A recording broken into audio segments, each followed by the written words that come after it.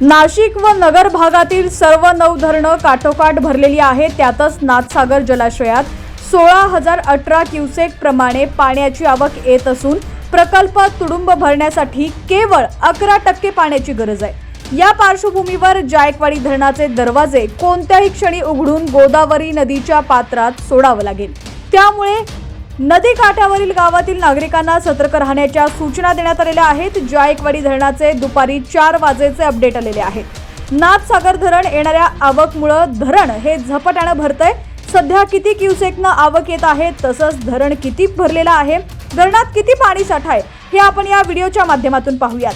त्याआधी तुम्ही HPN Marathi news channel पहिल्यांदाच पाहत असाल आणि अजूनही चॅनलला सबस्क्राइब केलं नसेल तर नक्की सबस्क्राइब करा, जेणेकरून आमचे दररोजचे अपडेट्स लवकरात लवकर तुमच्यापर्यंत पोहोचतील।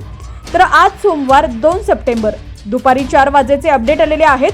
त्या अपडेटनुसार नाथसागर धरणाचा एकूण पाणीसाठा 93.94 TMC इतका झालाय।